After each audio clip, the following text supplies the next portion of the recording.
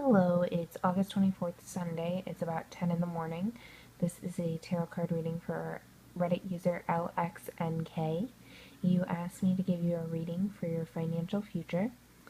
Doing these practice readings has been very helpful to me. I've never really asked or been asked about finances when it comes to the cards before, so it's really helped me learn how to do better financial readings, I feel.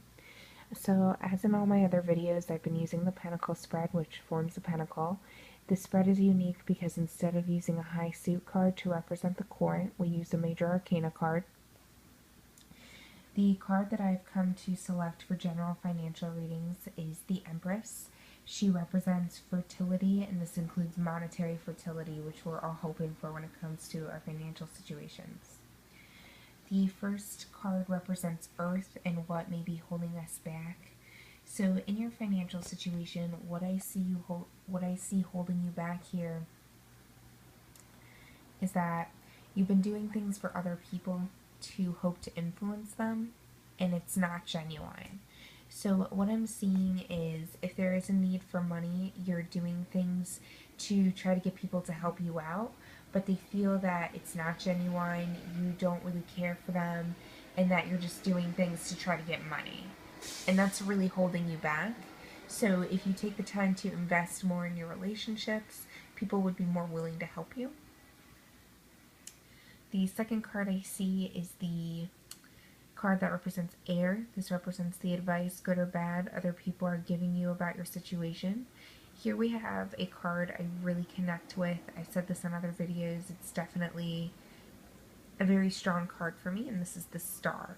So what the Star tells us is that people in your life are telling you if you just quiet and you just really tune into yourself and the universe, all of your financial questions will be answered. People in your life are telling you you don't have to turn to me or anyone else, not like an outside financial advisor or just friends or family for advice. You know what to do if you're true to yourself and you really take the time to meditate on it.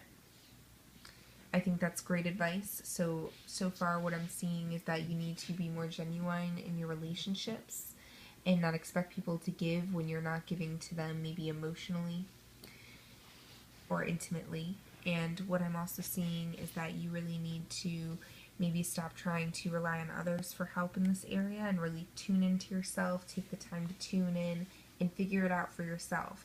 And I mean rely on others for advice and for monetary assistance. The third card is the card of fire, and this represents any self-doubts you have in the situation. So the Queen of Cups is someone that's extremely captivating both on a physical, mental, emotional, spiritual level. She's someone that really draws people in. So you're having doubts about whether you are the Queen of Cups, whether you embody these traits.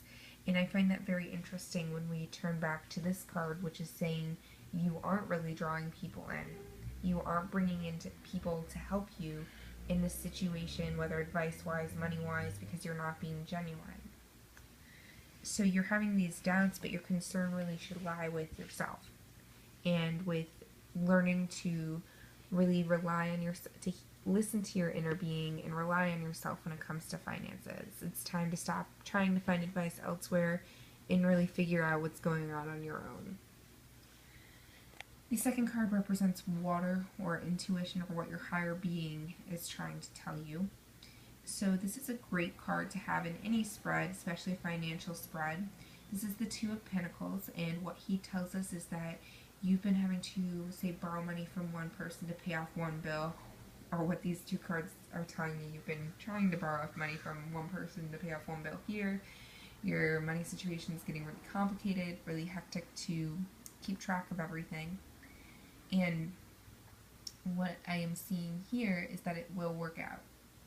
And your intuition is telling you that even though it's complicated now, your financial situation will work out, which is reinforced by this card. Other people in your life telling you to really tune in and take responsibility and listen to your own being about what's going on. And your own being is telling you, you don't need to worry, now it's not a good time, but it will be better in the future.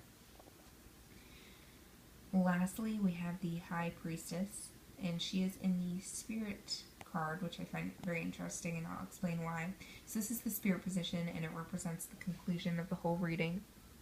So basically summarizes the whole reading and lets us know what the outcome of the situation is going to be if you continue on this path where you're trying to rely on other people for financial advice and assistance when your inner being has all these answers for you.